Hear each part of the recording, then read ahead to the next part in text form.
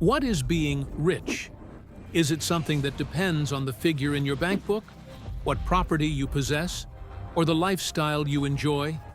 Or is it really a matter of the freedom, security, and contentment that comes with wealth?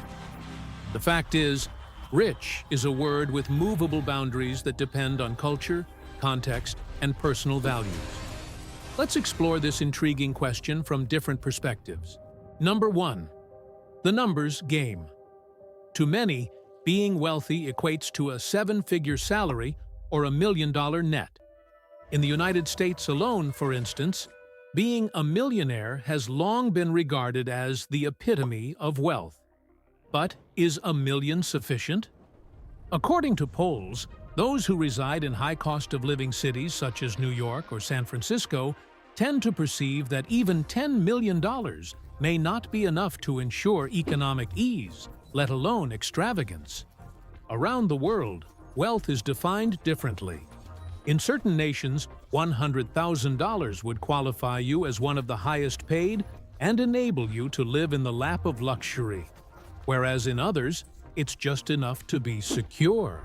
So the solution to how much money you need is largely based on where you are and your lifestyle. Number 2, the psychological aspect. Money has an important psychological influence on the way that individuals feel about themselves and others.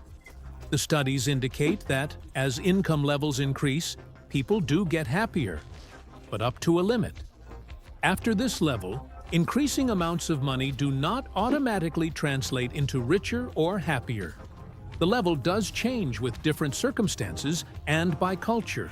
However, research has estimated it at some $75,000 a year in the United States as being sufficient for minimal emotional satisfaction. In addition, wealth is frequently associated with comparisons. If your neighbors have luxury vehicles and you do not, you may not feel rich, even with a 6-figure salary. Conversely, if you are surrounded by modest earners, a portion of that salary may make you feel like a financial giant. Number 3, the lifestyle lens. It's not necessarily having huge amounts of money, but rather being able to afford your dream life without care. That means living in the world, owning a beachside home, or simply having enough time to chase your passion. To some people, wealth and freedom go hand in hand. Freedom from an exhausting career, debt, and financial stress. But lifestyle inflation is true. When individuals make more, they tend to spend more. That's why a person making $1 million annually may still feel pinched financially if they're living an upscale lifestyle that devours their income. Number 4, the context of values. Interestingly, others define richness not in terms of money, but of rich experiences, rich relationships, and rich accomplishments.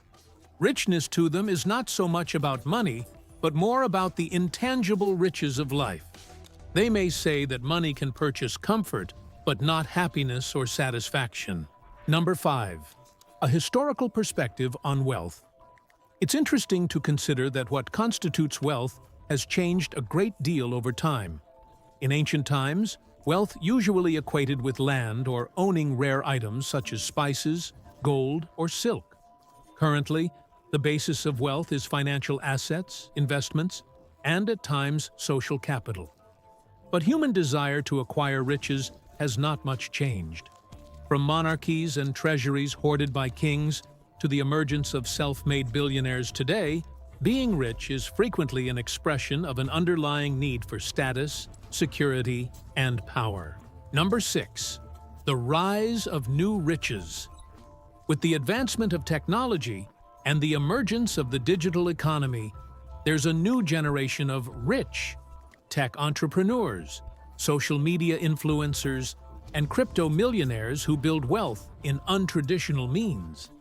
These people tend to redefine what it means to be rich by putting experiences over ownership and using their platforms to make lifestyles that are unique.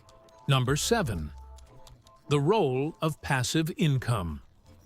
Passive income is yet another critical dimension of wealth. It's earning money without directly working for it. This might be through investments, rental properties, royalties, or dividends. Not only does passive income create financial security, but it also enables individuals to lead a less encumbered life that is not as restricted by the stresses of a conventional job. Number 8. Global perspectives on wealth inequality. While others aim to be wealthy, international wealth disparity is still a major issue. The richest are getting richer and the poorest poorer in much of the world, fueling arguments over taxes, wealth redistribution, and corporate social responsibility. Number 9. How to measure wealth. Here's a quick cheat sheet to calculate how much you may need to be rich. 1. Determine your goals.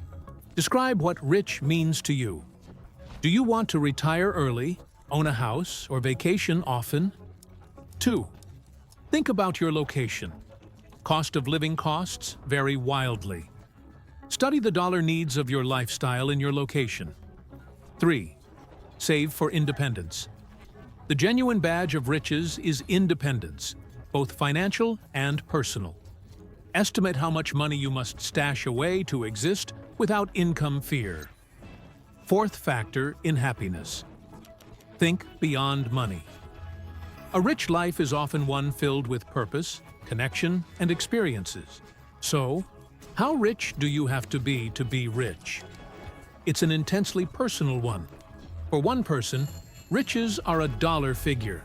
To another, a sensation or attitude.